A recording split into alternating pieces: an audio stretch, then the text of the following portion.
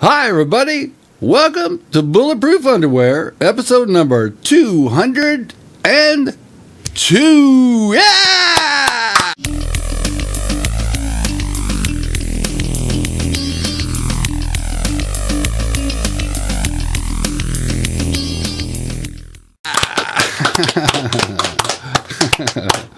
I'm your co-host, Yam Juice. And I'm your co-host, Flex. And today we've got a very special guest all the way from the UK, English gentleman and young mental prodigy, JDtalks. Yeah! Good to be back. It's very nice to be back. Thanks for having me back Welcome. on.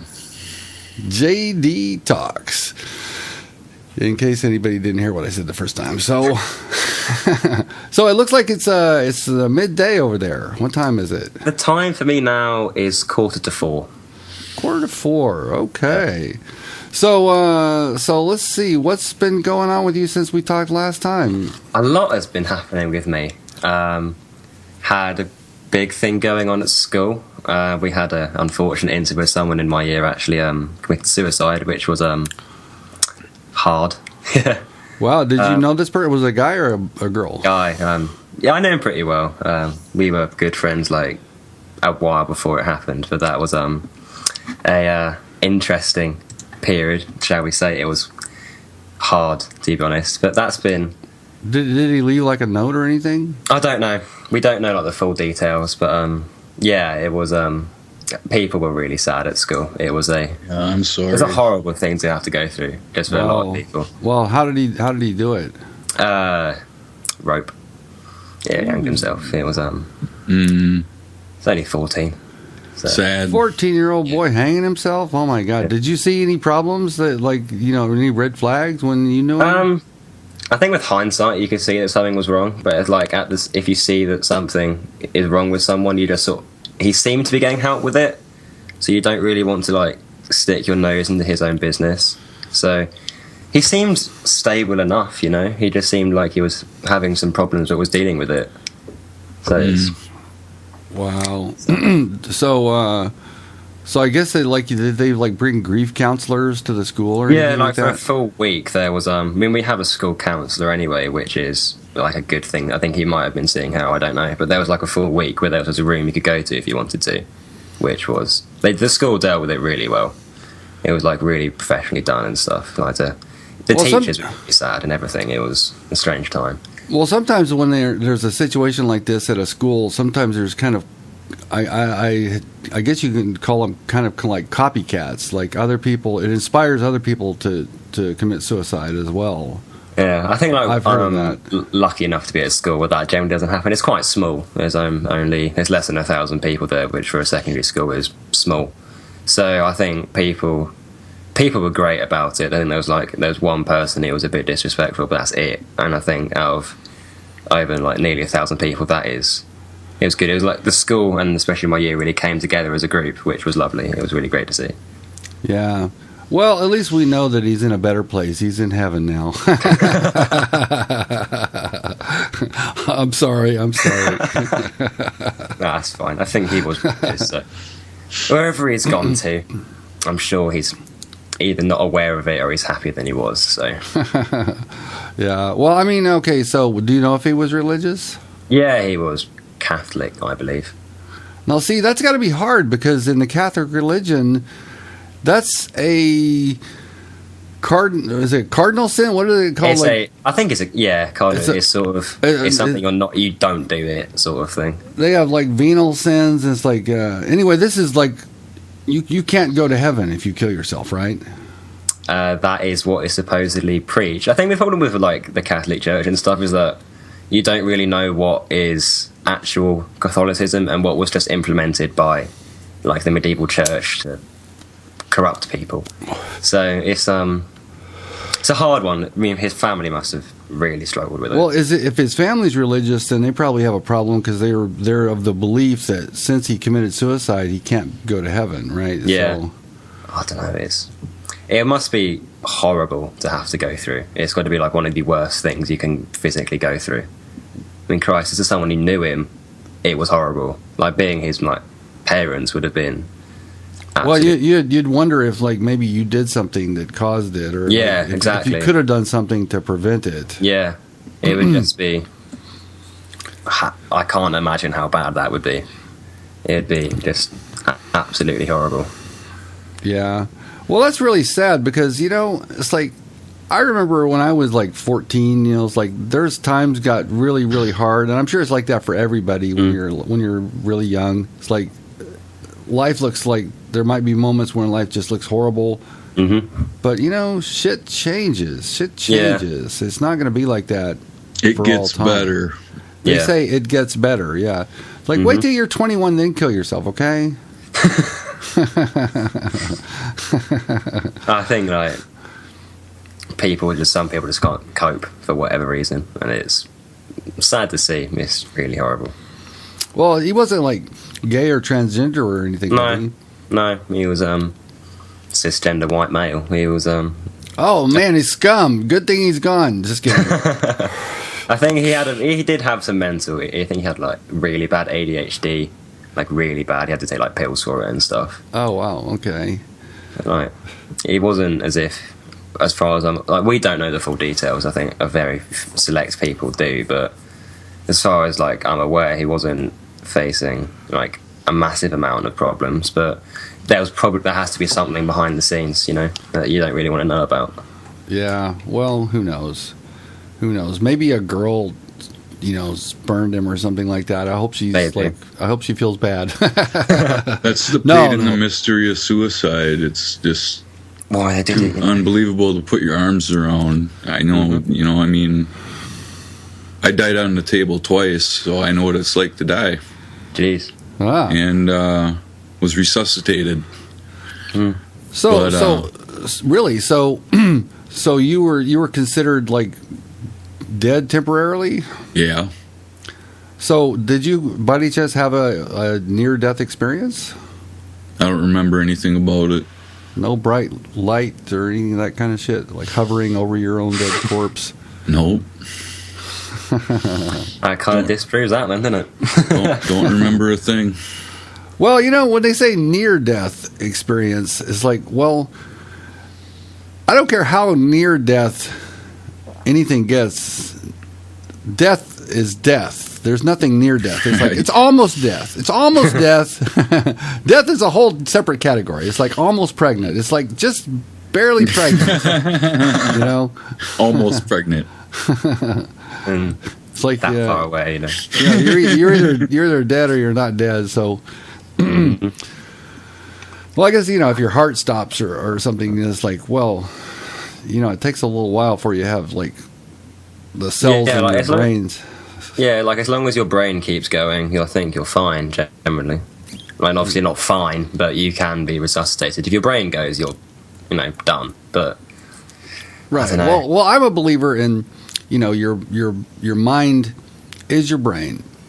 Yeah. Okay. So it's like now I know that some people don't look at it like that. There's some sort of soul that's separate from your brain, or maybe that doesn't make no sense. It just makes no sense to me at all. Like, how can there be something that's in you but can't be measured? It's just so illogical to think of there being something in you, but I can't actually feel it. Unless you're like majorly drugged up, that is going to be quite an impressive thing to like have done to you. Yeah.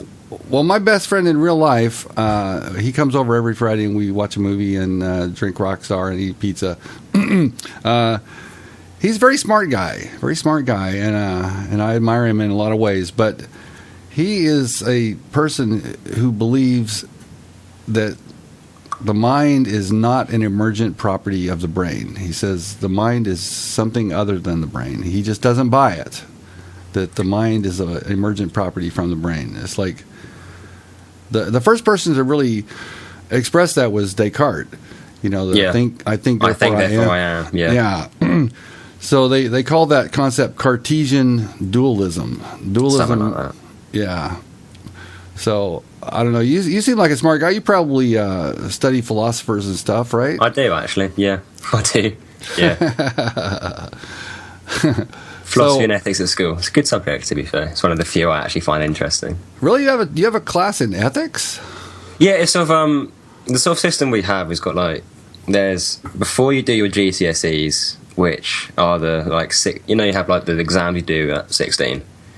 You have them, like before you have that, it's very much you learn about God and all that sort of stuff, which is very boring.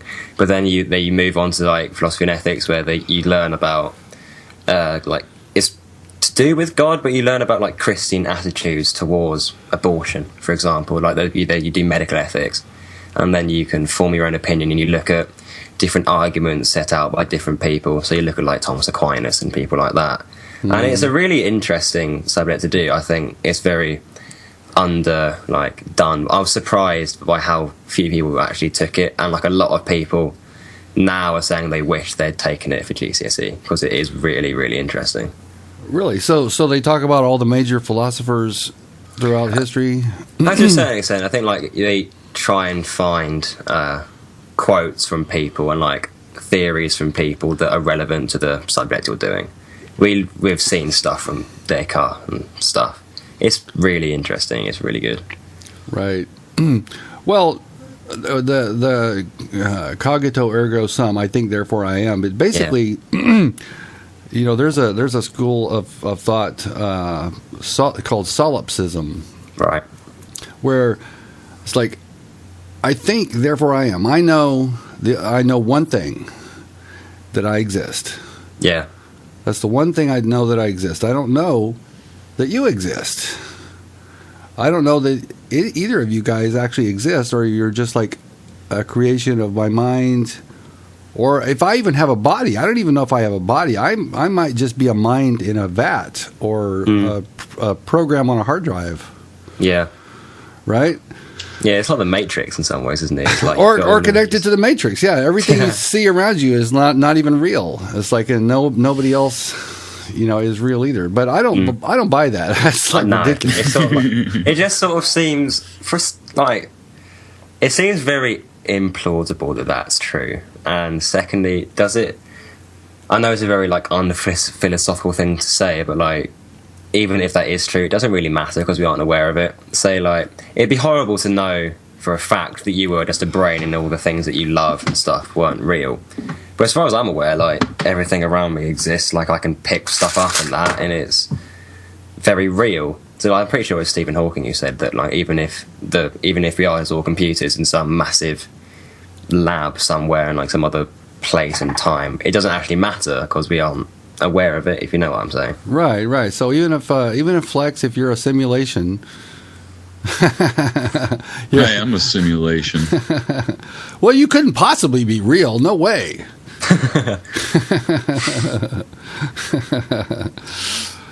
Yeah. Well, I've been watching a lot of videos with something called presuppositionalist apologists. I don't know. Right. Have you ever seen that concept, presuppositionalists? No. All right. Well, they're like defending the Christian faith in such that it's not like standard classical apologetics. Apologetic means to defend the faith. I don't like them. They annoy me. Yeah. If anybody wants to go kind of nuts, just type in apologetics and watch some of those videos. Like, they'll talk about the classic theist arguments, like the argument from complexity. You're like, well, look at the human eye. How could the human eye have evolved? It had to be created. It's so complex. Irreducible complexity and all that. It's called the teleological argument. Right, exactly. I know all this stuff now. It's great. And it's like, how could the universe exist? That which begins to exist had to have begun, had a cause, So these presuppositionalists don't even get into that. They don't even bother with that. They like, because God gives us logic and rationality, we can't think. We can't use reason or logic without God. It's like, could you be wrong about everything you claim to know? That's the first question they ask. And like, if you're honest, you might say, well, I could be wrong. Well, like they say, well, see, you've given up knowledge. You've already admitted that you can't be certain about everything you think you claim to know. It's like, I don't know. It's annoying as fuck. Those guys. It just sort of seems they're sort of picking holes in things for the sake of it. They aren't actually making a point. It just seems a bit unnecessary, almost, by the sounds of things. Right. Well, it is kind of the latest wave in apologetics because, the standard, apologetics are kind of running out of steam. It's like science. Run out of stuff to say, It's like everything they've said has been disproved. It's just sort of being... Okay, so what caused the universe? Okay, we know that now. It's just they're just running out of steam. What caused the universe is like, God created the universe. Well, what caused God? Oh, well, God always existed. Oh, yeah. Yeah. It's like... that just makes no sense. Like, God can exist without there actually being anything existing in the world. It's like... Yeah. No, I'm sorry. That's just not possible. So were you raised with religion?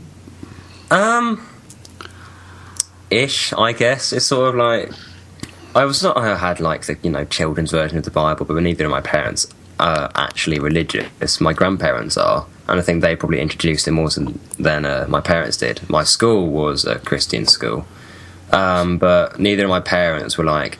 I've never been to a church service that isn't through school, basically. Oh, so okay. like it was never.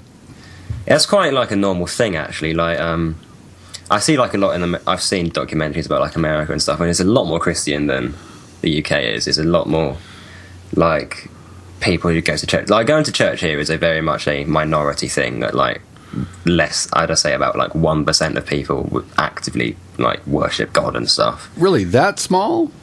I don't hear of many. So from like school and stuff, I can probably think about like 5 people that go to church more like regularly. Okay. Well, I don't know about England, but in this country we have like you can find little churches on just almost every corner, right, Flex? Yeah, I mean, I live in a more rural community too, and it's like every time you turn around, there's a church. I mean, it's just the way it is. Well, there's so many sects too. I mean, it's like where you are, everybody is Lutheran, probably, right? Lutheran, Presbyterian. Does Presbyterian still exist? Jeez. Yeah. Couple others. I don't know. I don't keep up on it. I think like the 1% thing is probably more my generation than anything else. I think like the higher you go, like the older people get, the more they'll go to church. I'd guess. I think it's kind of like a ratio. Like the older you get, closer to death, the more you get religious and stuff. Like, that could be true. That could be true. I think the primary reason that people have religion is because it's like the fear of death and the fear of being gone forever. Mm-hmm. The fear of being separated from your family. I mean, I don't fear it because it's like the easiest thing you'll ever do. You won't even know what happened. Yeah, that's like... What will you do when you're dead? You won't know because you'll be dead, It's like... Yeah. Well, here's what I think happens to you after you die. It's like, where were you before you were born? That's where you go. That's where you go. That's exactly where you're at. The exact same place. You go to the same place you were before you were born. Nowhere. Yeah, I think it was like I don't know. It's some like American like I not like philosopher guy. I don't know. I think it might be like Sam Harris or something like that. And he said, well, it could have been, I don't know. It was someone. He said like, look, well, what happens after you die? Lots of things, but none of them involve you because you're dead. It's like I don't know. It just sort of seems illogical to worry about what happens after you die because there's so many cool things you can do here. It's like you're having less of a good life because there's an off chance that there might be something to go to, and you have a slightly better chance of getting in if you live well.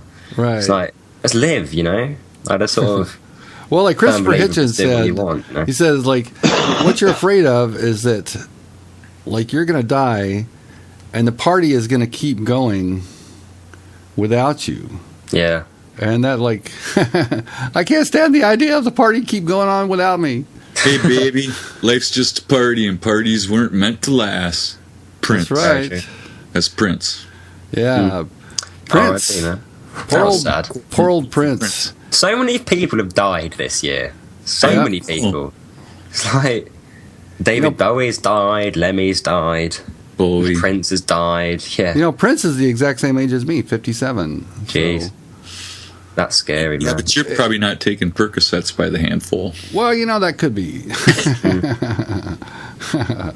It's like looking at all these people. I'm pretty sure someone from the Eagles died as well. It's like look at all these people. Who from the Eagles died? Glenn Fry. Yeah, Fry died? was he the keyboardist? I don't know. I like the Eagles, but I don't know like who does what or anything. But it's sort of like they're all taking so many drugs. Like how people like Mick Jagger and Keith Richards aren't dead. How Keith Richards isn't dead is beyond anybody's. Like, that proves there is a God.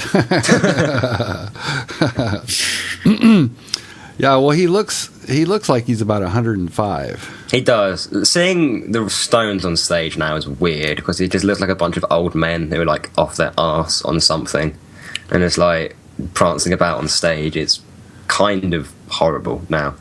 Kind of horrible. Well, you know what's amazing about Keith Richards is he can still wail on that guitar, man. He's still tight on his guitar playing. And Mick Jagger can still sing by the sound of things. Like, obviously, he's not quite as good as he used to be, but geez, he's still very impressive. Yeah, I just saw an Eric Clapton concert on TV, and it was very recent. And he's old. I don't know how old Eric Clapton is, but he's in his 70s at least. I'd say. Yeah, and he still can totally shred on the guitar. I'm surprised his fingers aren't like ruined. You'd think, especially like the tips, would just be nearly gone with like all the pressure you put on and strings and stuff. Yeah, well, he still sings well. I mean, he still sounds like Eric Clapton. Yeah, he sort of does the singing that isn't like really hard on the voice. He doesn't do like all the ballady stuff. So if you look at bands like Bon Jovi and stuff, they do all like the shouting out, living on a prayer sort of thing. Whilst at least with him, he sort of does he's slightly more bluesy, I think. Oh, very. Well, he was like the guy who brought the blues to America, John Mayall's Blues Breakers. He was a guitar player for that. They were like seminal. Mm-hmm. Now, why is it that you English motherfuckers have all the good musicians? I don't know. I think it's just sort of more chance than anything like that. I think there's a lot of good stuff both sides of the Atlantic.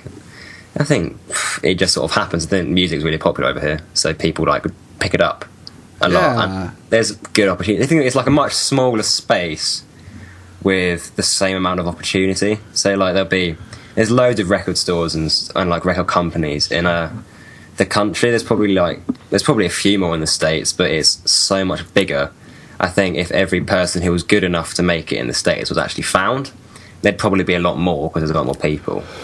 That could be one way of looking at it, I guess. But I don't know. Okay, so the United States, there's like over 300 million people living in this country. So how big is the UK? I think like we're very densely populated. It's between like 60 to 70 million people, I think.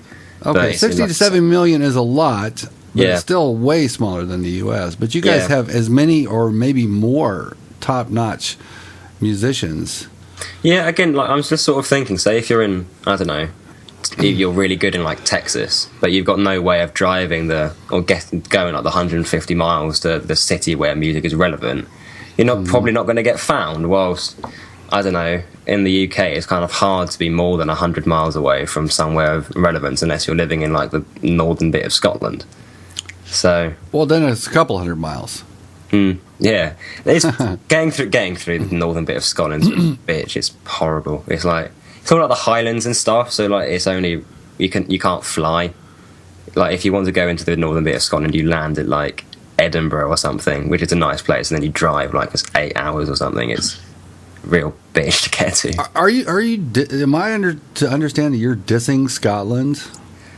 I'm English. It's kind of what I do. Let's be honest. Well, see,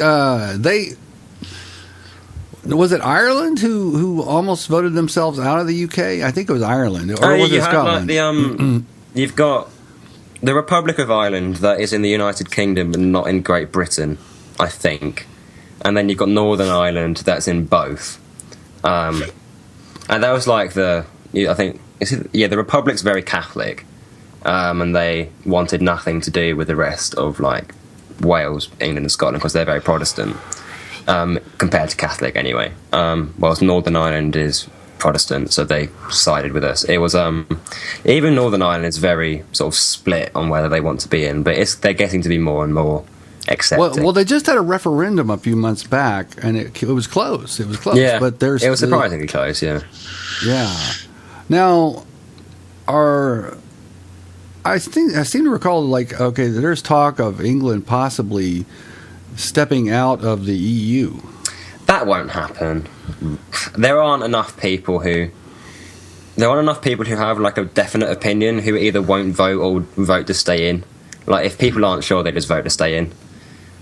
Basically, because like if we vote to come out, we can't go back in, which is good or bad depending on who you ask. But it's a very complicated issue that seems to be too complicated for just like a yes or no. Because there are things about the EU that we don't like. The freedom of movement we don't like, because anyone can come in and we can't stop them. Because like when the EU was set up, it was like the main rich countries. It was like UK, France, Germany, that lot, and there was like no real difference in like economic, like financial, like stability of the countries. But when you introduce places like Poland, Greece, Poland, Romania, which is like a lot of the Eastern European countries, a lot of people live in poverty, so they come in. They be po. Them's po. To be fair, a lot of the Poles that come in and work in the UK do really well. It's just that there are people who don't like them coming in, and there's loads of other stuff that we don't like about being in the EU. But if we left, all the car companies would probably pull out. We think about it, most car companies are German, like BMW, etc., and it'd be a lot harder for them to work in the UK. And but you guys didn't adopt the currency. You didn't adopt the euro. You guys stuck with your own money. Yeah, because it was the right thing to do. The euro is going to go down the shitter at some point. It always threatens to. I think like the problem is that if one of the countries using it goes bankrupt, it's sort of like, or like has money problems, it sort of devalues the currency of most of Europe. Whilst like, which obviously say for like Germany, who has bailed out Greece and all these places so many times, it's sort of having one currency is not a great idea, because if it like depreciates, it affects everyone. So right. So you guys have the pound. So what is a pound? What is it like? Okay, you're telling us about. A pound is about $1.50, I think. Give or take. You're saying your headset costs how many pounds? My headset was about 30 quid, but stuff in the UK is generally more expensive. Like, so when you say 30 quid, that means about $45 US? If it had the same conversion rate, yeah, about that. It fluctuates. Obviously, like it fluctuates with like the economic situation and like stuff. Right. So a quid is a pound. A quid's a pound. Yeah, we've got slang for it. There's so many different like words that people use. Well, we got $1, $1. Yeah, you've got a lot of stuff that seemed like really confused me when I was like watching like TV shows from America. Like Nickelodeon and stuff. They've got like all the kids' TV shows. I'd get really confused when I was like 6, because I'd think like, okay, what's $1? What's $1? Are they all the same or are they different? It was weird, but like, I don't know. It's a having an independent currency works a lot better than having one big one put together from the looks of things. Right. Now, when it first was introduced, the euro was valued at 1-to-1 exact with the dollar. So that's when it was created. Yeah, I guess it was kind of not tied to the dollar, but like, let's start it off. Yeah. It's not that anymore at all. It's worth a lot there. I think £1 generally gets you like €1.25, again depending on the exchange rates and who you get it from. But the euro is not. It should be worth more. The dollar is not a lot better than the euro. Yeah. Now Germany is a rich country. Germany is a rich country, yeah. As is England. But Germany has one problem that you guys don't have as bad, and that is Syrian immigrants. Yeah, being an island is quite a good thing for this. I think Germany's taken in so many people. It was like a couple of million last year. They took a couple of million refugees. Yeah, it's an impressive number. I think they are one of now the highest, like in terms of the amount of refugees they've taken in, they're one of the highest now. Like I think Turkey's still above them, something like that, or Turkey, Lebanon, Turkey, Lebanon, that sort of area, like surrounding Syria, taken in quite a few. The UAE has taken in none whatsoever, despite being one of the richest areas. Zero. They've refused, point blank. Kuwait has taken in none. Yeah. It's like, these guys should be helping out their own. Yeah, it's like they're the wrong type of Muslim, so we can't have them in, that is literally why they aren't taking any in, because one of them's Sunni, one of them's Shia. It's a really messy situation. Well, it's funny, to a Sunni Muslim, like a Wahhabi or something, a Shia is just as good as an atheist. Yeah, it makes no sense. Like, you're worshipping the same God, and yet you're treating them as the enemy. It's like Catholics and Protestants, like 30, 40 years ago in like Ireland, but worse because they blow each other. Actually, no, pretty much the same because they blew each other up like in Ireland and stuff like 40 years ago. That was a messy situation. Well, they had terrorism there, or like, I don't know, one man's terrorist, I guess, is another man's freedom fighter. Yeah. Nelson Mandela was a terrorist, technically. It's just like, he just he was indirectly linked to like a terror attack, and that's why was in prison. But like, because he was fighting for black rights, he's now viewed in a really positive light, as he should be, because he was like a really influential person in ending the apartheid. But people seem to forget that he had his like bad points to him, obviously. I don't know that much about his life before he was in prison, but he spent a long time, decades in prison. Right? Oh yeah, he spent like 20 odd years, and like it was on like an island. I can't remember what it's called. But now South Africa is okay. Back in the days of apartheid, I mean, that was seriously fucked up shit. That was bad. That was sort of like America in the 1920s. Bad. It was as bad. Like, it had segregation. It had all of these things. Like, white people drank from this water tap, black people drank from this one. There were very limited job offers. The courts were very biased. Well, they couldn't even travel without documents and stuff. Yeah, and there were sort of like black buses, and if a white person came on and they needed a seat, the black person had to give their seat up. It was messy, really horrible. Yeah. Okay, so the descendants, or the South Africans, are mostly descendants from the English and the Dutch. Mainly the Dutch. Yeah, that's kind of where they get their accents from, I believe. I think like all of the thing is they were just a bit behind like the rest of Europe, and that all of Europe was or would have been very racist, and we had them as slaves, like the black people. Well, you guys didn't have slavery. Oh yeah, we did. We had loads of slavery. The UK had loads of slavery. Yeah. UK didn't had slavery? UK ran slavery. Great Britain in its empire, we ran slavery until it was abolished in like 1827 or something. All of the slaves that went to the Caribbean, not all, most of them were us. We took over like most of Africa and just kidnapped people from there. Well, back in the days when England was colonizing everything. Yeah. Back in like the 1700s when we like ruled, like we had like our empire was like a quarter of the world. We had the biggest empire ever. It was strangely impressive yet horrible as well, because how we treated them wasn't the best. But right. Well, the sun never sets on the English Empire. On the sun never did set on the British Empire. We had India. We had the States for a short amount of time till you got independence in like 17 something. 1770 was it 1770s you got independence? I honestly don't know. 1776 I think is our official birthday. Yeah, 4th of July. Yeah. And then we kicked your fucking ass, huh? I don't know, like fighting a war across the Atlantic Ocean when you're the aggressors was always going to be hard. Yeah, we pretty much ran slavery for a long time. Yeah. Well, also you guys would like just totally, just rape and pillage, the resources of like wherever you went.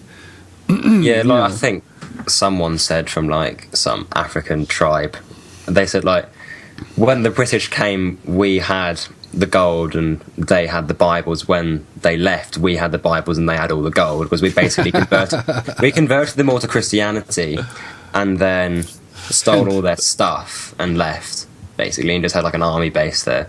It's like in like Australia and stuff, we went Aborigine hunting. Like people say, I'm very hard to be proud of our history because we weren't very nice people. and we would just shoot people who were black because we were bored.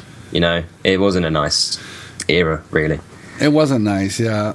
So you guys have a monarchy, but it's bullshit. It doesn't do anything. Like, I like having a monarchy. I think they're a good part of history, but they don't have any real power. They're a big tourist attraction, and they do like diplomatic things. They try and make they travel like other Commonwealth countries to make the UK look good, basically. Yeah. So does your taxes go to the monarchy? Do they live on your taxes? Yeah, but it's not like, honestly, if you got rid of the monarchy, it really wouldn't make a significant impact on tax. The government would probably just keep them the same and get more money. To be honest with you, like, it costs like a few million a year in taxes. I think about how many people in the UK pay tax. That's not a massive amount, really. Yeah. But we do fund them, yeah. So who's your favorite royal? I don't know. I like Harry because he's quite eccentric. You know, the ginger one. He's quite eccentric, right. And he did the Invictus Games as well, which I think was a really good thing to do. That was cool of him, man. I think he's a really cool guy. What is Invictus Games? What is that? It's like the Olympics for wounded war veterans. Oh, okay. It's really it's helped a lot of people through, like, they had like PTSD or something like that. It's helped a lot of people through that. Helps them out. It gives them, gives them a sense of purpose, if you will. That's probably the wrong phrase, but yeah, gives them something to get back into, and yeah, especially if you've been in like the army and stuff. You're used to being like really active. You then have your legs blown off. I know it sounds in like a really like coarse way of putting it, but you need to get something active to do again. Yeah, well, you guys have a pretty significant military. I mean, in Europe, you're probably the most powerful military, right? I don't know. We've got a decent one. It had quite a lot of cuts made to it. It was a lot more powerful. I was like in the early 2000s, we had a really big army because we were dealing with Iraq and Afghanistan and all this sort of stuff. Right. Tony Blair was... Blair should be in prison, can I just say. He's a war criminal. I do not like Tony Blair. Okay. Kat, you got to stop messing with me. Just chuck you off. Just chuck her off. I've got dogs. If I did that, they'd like die. Oh, she's back. Oh, okay. Yeah, we can see the tail just sort of going along the bottom of the camera. Well, she keeps trying to nudge the thing where the camera is on, just bumping it. So anyway, you guys were very willing participants in. You're basically George Bush's, whipping boy, right? We were George Bush's bitch for like the early 2000s. Yeah. Like, honestly, like, none of the public wanted to go into Iraq. It was basically the politicians who were getting paid. Basically, like, I think we wanted to like keep America happy and like keep your government happy. Well, you have to, because we saved your fucking ass in World War II, right? Yeah, I guess so. I think to be fair, like, if we were doing pretty well, we wouldn't have got anywhere. But you did help us like liberate all of Europe and Japan. I know. I'm just kidding. I saw the Battle of Britain, movie, and it's like, we were good in World War II. The French gave up in 6 weeks, and we held out for like a year because we got like water and stuff. But that's right. Yeah. Have you ever heard this joke? How many Frenchmen does it take to defend the nation? How many? Nobody knows. It's never been tried. It's like there's the old there's a joke that we tell in England. Like, there was a like, we used to be like the redcoats and stuff. Like, our army and like right. Like, there's a story like at the Battle of Wellington or something like that. Or whatever, Battle of Waterloo, there we go. Like, a English officer was captured, and the French officer asked him, "Why do you British wear red? It makes you really easy to see." The officer replied, "Well, if we get shot and we start bleeding, it means people won't see." And from that moment on, the French always wore brown trousers.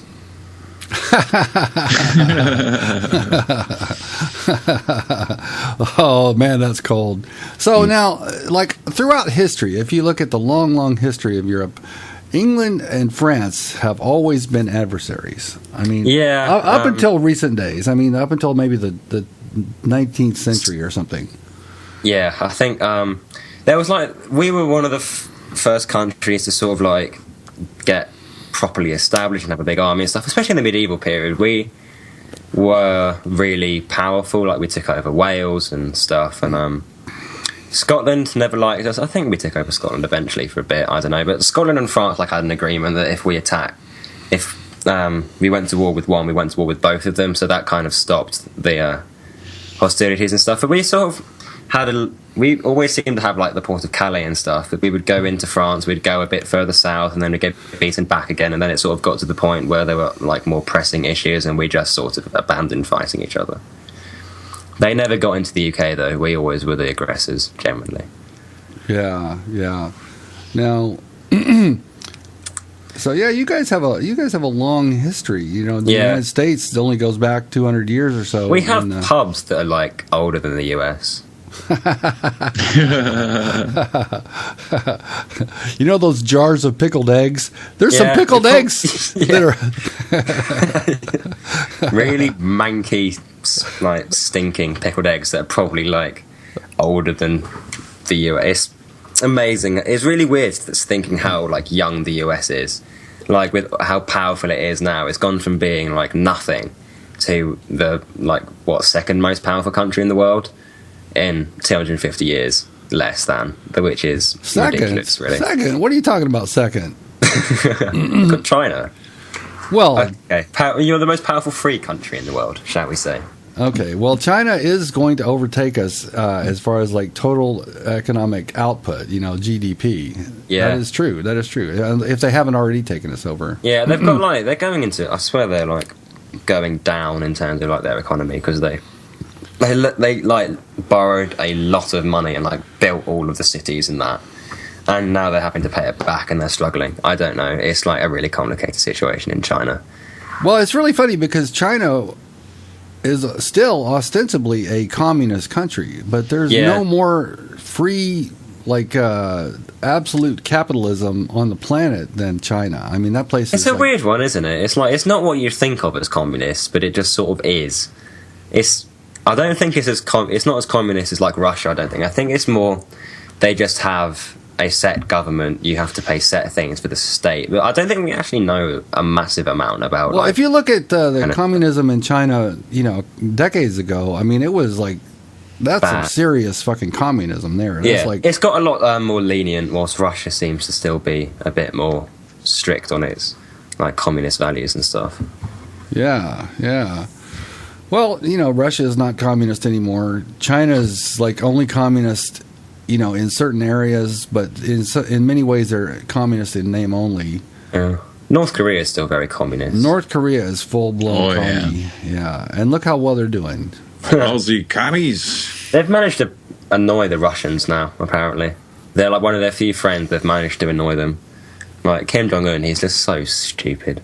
Like, he's going to die at some point. Like, I hope for the North Korean sake that they get like taken over, because they've got like death camps and stuff if you like do a crime against the state. Pretty sure there was like an American teenager who got sent to like 20 years of hard labor for offending the state or something like that, which is just it's one of the most despotic regimes, you know, that there is. It's like you have to adore Kim Jong-un or else. Fuck him. Yeah, pretty much. Did you see that? Fuck, we're screwed, man. Bulletproof is gonna go down the tubes, man. North Korea's gonna fuck us up just like they did Sony. That was a funny episode. That was sort of fun. I loved that. Did you see that movie? Yeah, the interview, funny film. Yeah. It could have been better, but it was pretty funny. I liked that. Yeah, well, the guy they had playing Kim Jong-un was pretty funny, you know. It's a good laugh. It's a good laugh. He's a fat fuck. He is, like, he just lies to people. He's, I think, like, according to North Korea, they won the World Cup just for, like, football, just ever, basically. And, like, Kim Jong-un scored, like, 13 goals in the final or something like that. He just... He just bullshits, basically. He just tells people that he's doing all of these things and they've got no way of deciding whether it's true or not, so they just sort of roll with it. Wow. Well, you know what we should do? We should... roll in there and snuff his sorry ass. That's what we should do. What we should do is we should get like 1 million cell phones that are connected to the internet and like airdrop them Yeah. Like fly over North Korea and just airdrop like millions, internet connected cell phones so people can actually see what's happening in the outside world. Yeah, it's like the Nazi state, pretty much. It's like so heavily censored. It's That's just exactly what it's like. It's exactly what it's like. You hit it right on the head. Yeah, it is. I don't think they like persecute the Jews, but apart from that, I really can't think of anything that they don't do. Really, they just sort of, you do this or you die. Basically, that is sort of how the thing seems to work. And people actually starve to death. They actually are starving to death. Yeah, like they have basically concentration camps. They don't have enough food. They rely completely on aid from China and the U.S. too, and from other places for subsistence, like food. Mm-hmm. Now look at South Korea. South Korea is a great place. Apparently, it's really nice. It's a thriving place. It's a great place. Yeah, North Korea, like as a geographical location, is beautiful apparently, but no one goes there because they'll probably die. Like, it's sad. It's also very, very, very hard for people to escape. Yeah, it's impossible, pretty much. Oh, yeah. There are so few people who've done it. Yeah. I mean, there's a few, and that's how we know some things. That's how we know some things about their regime. Yeah. But it's great risk. You'll probably die. I think the funny thing is, though, you're in that sort of situation. I'm going to die of starvation, or I'm going to die doing this, or I'm going to get out. You might as well just sort of go for it, But see, they won't just kill you. They'll kill your whole family. Yeah, that's the problem. And you know that, too. So it's like I'm condemning my family, my whole entire family to death if I do this. Yeah, it's true. Yeah. So that kind of helps keep people in line, too. Yeah. But if unless you hate your family.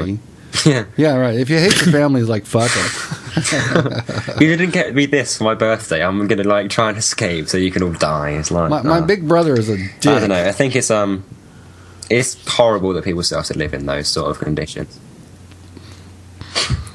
Yeah. Fuck him.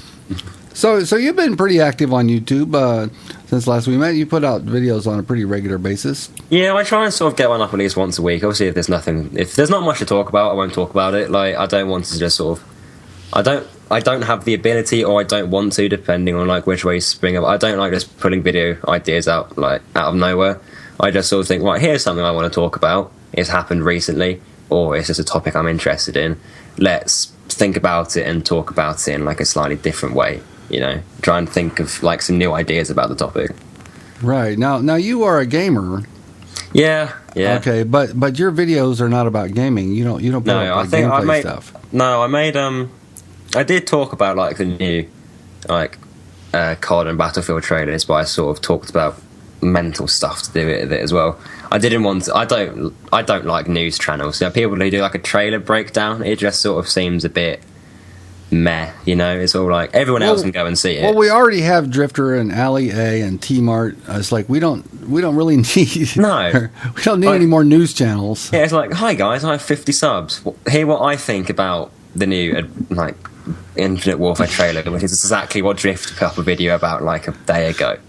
It's COD is so saturated now. Unless you do something different, you aren't going to get anywhere. And I think the era of being able to get big of live comms is sort of dead.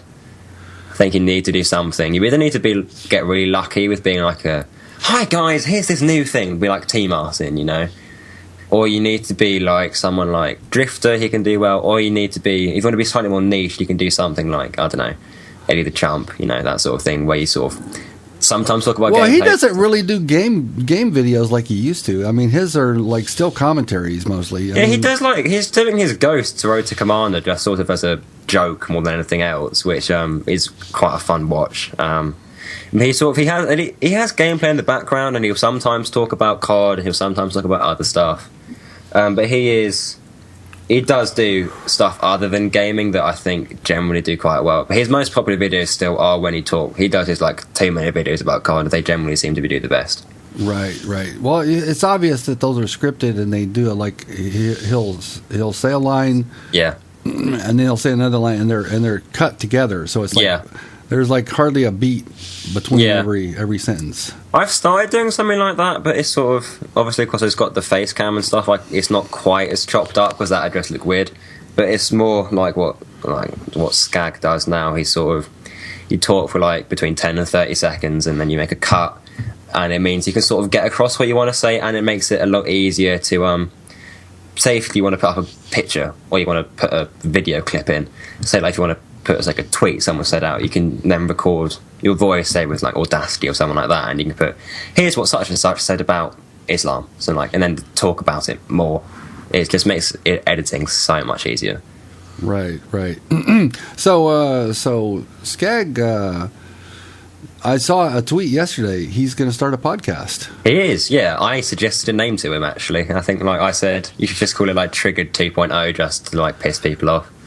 And have like, he actually he's responded to that. Yeah, I might just call it the Triggering, which could be quite good. Like, I think he's very good at podcasts. He's got the sort of talking skills and. Oh yeah, well we enjoyed the heck out of him on episode 200. It was very. Yeah. Thank you, Skag, for coming on the show. Yeah. He seems to be like a really good guy to talk to. You'd like to have just a fun conversation with. Yeah. Now I was subscribed to him back when he was just a Call of Duty channel. Really? Yeah, and he just put up COD Rage videos. Primarily. They always do well. They're fun to watch, especially with like Ghosts, because it sucks. But yeah, yeah. But he stopped doing that. He like.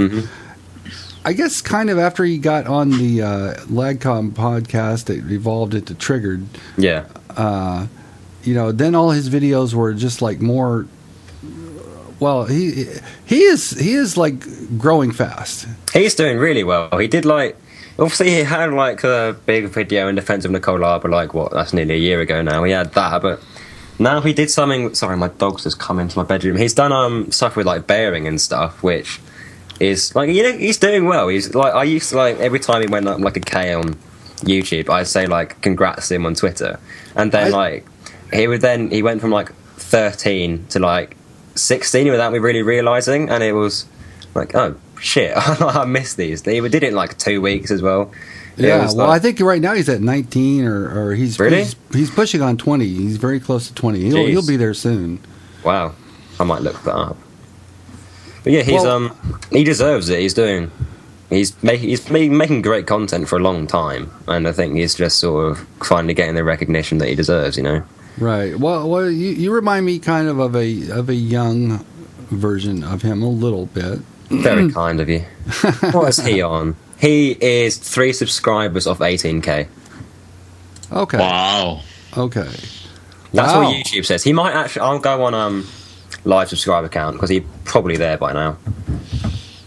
Because like, that's he was on like he was around sort of like the 10K mark for ages. For a long time. He wasn't growing very fast. Yeah, and then he suddenly had a period of just sort of absolutely blowing up. Yep, explosive, man. Yeah, he is 2 off. He's on 17,998 at the moment. Wow. He's only got 2 million views as well. He's doing pretty well. He deserves it though. Like as I said, he just makes really like entertaining. It's really entertaining videos, Well, he's in a category of video that I watch a lot of guys. Yeah. Okay, Bearing is one. Bearing is like, and he's a pretty new channel. He hasn't been out that long, and he's doing really, really well. Bearing and Sugar Tits, I'm really liking them. They're funny. Right, Sugar Tits is his girlfriend. Yeah. And, along with the usual suspects like Sargon of Akkad. Yeah. Well, I need to get into more of these people because, like, they seem to. I see, like, Skank3 liked a video from @Sargon of Akkad. I think, like, I don't actually know who this guy is, and then I'll just sort of think, oh, I can go and check it YouTube. Out, yeah. I think, like, I'll go and check YouTube, and then I'll see another video I want to watch and never actually get around to it. But it's like, yeah, there are a lot of good channels for this sort of thing out there now. But well, the thing that is common to these guys is, like, for one thing, the current state of like suppression of ideas and like political correctness gone amok seems to be one of the key things that these people are talking about. That's what you talk about a lot. Yeah, it's like Skaggy's series of Meet the Trump protesters. I'm pretty sure that's what's got him his popularity in terms of like exposure, because everyone wants to talk about Trump at the moment. He's probably going to be the next president. There are a lot of funny reactions about him, and now it's sort of really being beneficial to him. Like, he did like, I'm pretty sure he did, and Trigglypuff as well, just in general. Trigglypuff. Flex, did you see that Trigglypuff person? That was amazing. That video is now on like Jigglypuff. She's like the latest. What's She's that like the video? latest like icon of this kind of insanity. Yeah. She's this incredibly gross, fat, disgusting Bitch. woman screaming. Oh, like a no. banshee. Yeah, I'll find the link. Like Trigglypuff Legend Emojis is nearly on 33k views, and like he's just doing really well. I will find a decent. I showed like everyone in like an English lesson this, and people really liked it. It was funny. If you just, I'll put the link in the chat. If you just watch like all 2 minutes of it, it is very funny. Right, need to try and work out how this works now. I don't use Skype very often, and I'm still sort of. Here we go. If you just click on that link there, Okay. you will find. Well, I can't click on it right now because we're recording and it'll mess up. Oh yeah, I know. But it's like if you want to find the. I'll check it out. It's worrying, really. Like for a start, how you can be that disgusting, and secondly, how you can be that sort of like ignorant to other people's views that you want to like suppress them that much. Right. Now, see, I think Jigglypuff is interesting, but I don't think she's going to take the crown from Big Red. Big Red Big is Red. gonna still. They're still gonna be using Big Red, a year from now. Jigglypuff may be a passing fad. Have you seen like Carl the Cox and Age Skrillex as well? That was funny. I liked that. Right. They've got They so became many funny people. It was like, Yeah. Well, see, that's the last thing you want is to become a meme. yeah, pretty much. For Like, ridicule all around. yeah. People like Lena Dunham as well. That was a funny video. They're just like bang. Remember Tuck Frump? That Yeah. car crash of a video. That was very funny. It's just people complaining about stuff that they think is true but actually isn't. It's funny. I like it. Now, see, I took a little bit of exception at one of your last videos. Okay, you're talking about Islamic, terrorism. Was that not the most recent one? I can't remember. It might be, but you're also like talking about Christian terrorism. It's like, Yeah. okay, there is such thing as Christian terrorism. It has occurred, and but to equate Christian terrorism as any way equivocal to Islamic terrorism is insane, because Islam is responsible for more than 99% of all world terrorism currently. Probably, yeah. To be fair, I think most of that is in other Muslim countries, which really wouldn't surprise me. Say, like, if there was... It's probably like... Which one's the violent one? Is it Shia or Sunni? I don't know. But Sunni like, is the most violent. That's like ISIS is Sunni. yeah, it probably would have been like Sunni Muslims attacking Shia Muslims. Shia are generally fine. Like pretty much every Muslim in the UK, not everyone, but like a lot of the Muslims in the UK are like fine. They're normal people. They might be a bit picky sometimes if you talk badly about Islam. Hang on a second. And we're doing Bulletproof. We'll wrap it up before that. Okay. Okay, I'm doing Bulletproof. We're recording. Okay, keep it. Okay, well, I'll address it later, okay? 8:44. Okay, I'll address it later. I swear to God. Yeah. Does Howard Stern have to deal with this shit? I don't think so. Probably not, no. Oh my God! So yeah, it's like, well, Shia is not exactly choir boys, because that's the state of Iran. Yeah, true. Like The Islam Islamic just- State of Iran is like, that's Shia. Islam just in general, it's very sort of you're either Muslim or you're wrong sort of thing. Like even with like Christianity and Judaism and stuff, that is still true, but just to like a lesser extent of extremism.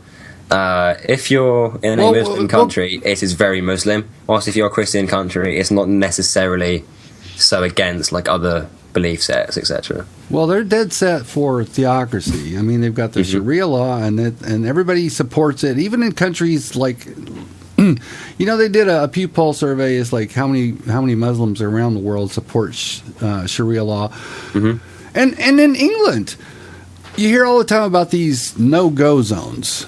Now, some people say that that's a myth. Is that real or is that a myth? Obviously, like I don't live in a city, but It wouldn't surprise me if there are places in, but like got certain cities that like have a very high Muslim population. Bradford, which is in the north, you have Birmingham, which is in the Midlands.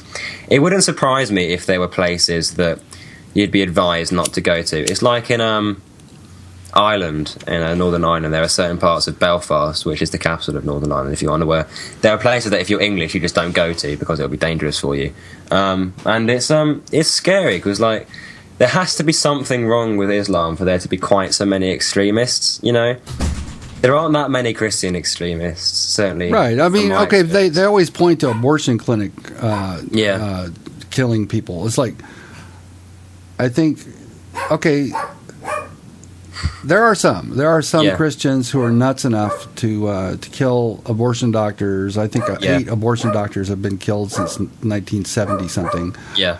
But I mean, to make it at all equivalent is just insane. It's like, yeah, I think like a guy who goes to my school commented on your comments saying that it's like over 90% of terrorist attacks in America are by Christians, and I looked up how many were by Muslims, and I think it's in America it's quite a low percentage, but then you have to take into account that the percentage of the population of America that is Muslim again is going to be very low. So I can tell you that number is 0.2% of the U.S. population. Exactly. So like, excuse me, and the percentage of terrorist attacks is estimated to be around 3%.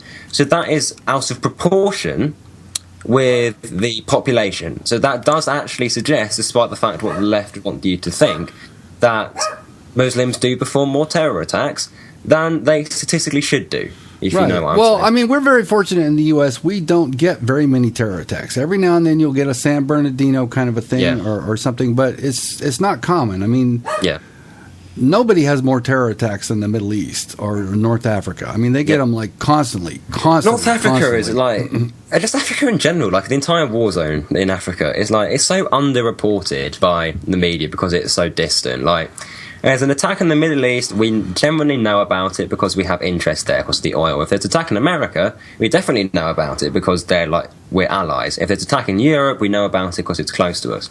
We don't really have much to do with Africa in comparison with like I mean, we don't really care if like, you know, a suicide bomber blows up, you know, 40 people in Africa. It's like, well, you know, whatever.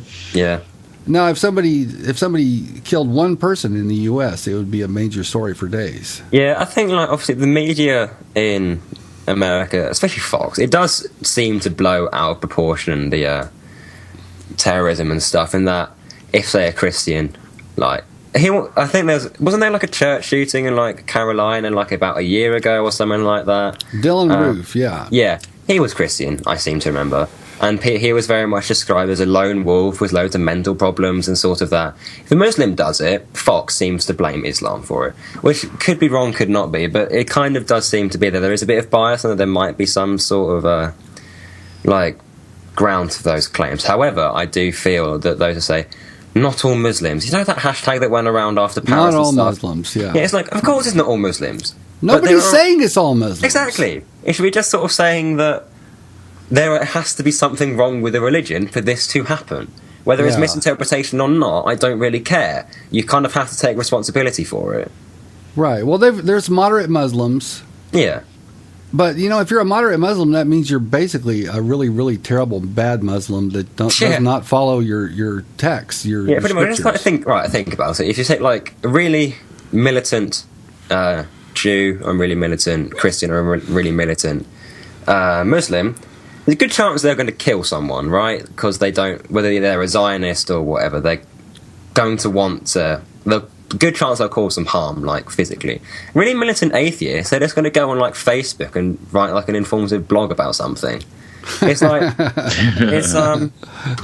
the difference is like, what faith does to you is scary, especially with something that prevalent. You know, it could. Well, when you've got when you've got an inerrant holy text, you know, that you believe completely 100% that was written 2,000 years ago, no more, or 1,400 years ago, and it tells you to kill the non-believer, and you yourself are like completely sold on this. it's the religion itself. It's Islam itself. It's like, all right, Christianity and Judaism have nasty shit in their texts, but they've moved beyond it. It's like, I think Islam is the worst one because in start they generally seem to take the books more literally, which is obviously going to be a bad thing. And it is only part of the Old Testament. Same with Judaism. The New Testament of the Bible is generally all right. You know, Jesus is very much about acceptance to a certain extent. Obviously, it's like love thy neighbour and that, but then there's all the homophobia, which kind of sucks. But it is the Old Testament is a lot worse than the New Testament. Several examples. You know, King David in the Old Testament, right? God told him in like a way to prove his faith, you should go and kill an entire town. There were some boys in the Old Testament that made fun of a bald man because he was bald, so they got mauled by some bears sent by God. That doesn't sound like a loving God to me. It's like, it's just so hypocritical, saying like, my God loves you unconditionally, but if you don't love him back, you'll go to hell. That's not unconditional love. That is power-mongering arsehole. Yeah, but see, a lot of Christians would argue that, well, the Old Testament, that's like, it was superseded. It's like it doesn't count anymore because. But then when it serves them, when they want to talk about homosexuality, they'll go back to the Old Testament. Yeah, it's like it's like when someone with a tattoo says, "Go and read Leviticus." Well, you clearly haven't because you have a tattoo. It's like, that's right. do you like shrimp cocktail? Yeah, prawn cocktail. Yeah, I like a prawn cocktail. You're going to hell, sir. It's like, Jesus. Did Jesus talk about homosexuality? I'm pretty sure he did, but I think for a start, culture changes. Gay sex is proven to be more dangerous than heterosexual sex. Just like medically, you're more likely to get a disease from it, which is true. That again, like not eating pork, is because keeping pigs wasn't worth it because they were the animal that ate the food most similar to man. It's little things like this that you kind of have to take into context. But then when I've been accused by someone on Facebook again, I think of like, you're just cherry picking the Bible. It's like, well, you do the same thing, you know. It's like saying, you point to the quotes where it says, "Oh, God loves you unconditionally," or all that crap. You miss out the bit where I point out it says, God killed 1 million people because he was a bit pissed off. You know, it's like, it's I find religion very hypocritical. Well, it's pretty hard to defend. Yeah. God loves you unconditionally. That's why babies die from cancer. Okay. Yeah, Stephen Fry put it very well. He said, you can't say that you have an all-loving God because you have to take into account bone cancer in children. It's like, it's just not fair, really. Like, I had a friend at school who she had I don't talk to her much anymore, but she had a sister who died like in infancy, you know, like before her first birthday. And like, I was talking to her about it and she said, yeah, well, I know she's in a better place now. And like, I found that quite a hard thing to fathom because like, you don't know that she's in a better place now. She, as far as I'm concerned, she's either like ashes in a jar somewhere or, you know, in the ground. Well, all I can hope is that she didn't suffer too much. Yeah. I think like death and stuff is just such a hard thing to deal with. Like whether, I think like if you don't believe in the God, it's probably a bit harder to deal with because you don't think you're going to see them again. But I don't know. It's a morbid topic just in general, really. Yeah. Well, you know what? I have a thing that I've got to do. Yep. It involves bacon. Nice. Okay, that's very important. All right, you're excused then. Yeah, fair enough. So anywho, so we haven't really even hardly touched on gaming. So we'll have to do that another time. Have you on soon. Yep, I'm for that. All right. Well, if you're still watching Bulletproof Underwear, episode number 202. We remembered. I'm quite happy with that. Yeah, we did. Excellent. Good job. So I've been your co-host, Yam Juice. And I've been your co-host, Flex. And we would like to very much thank that intellectually interesting, very young, good-looking young UK man, JDtalks. Yeah! It's been another good hour and so chat. It's been a really fun time. Thanks for having me on again. All right. So you're no stranger. Hang on here. You're no stranger to this routine. Yeah, I know it's coming.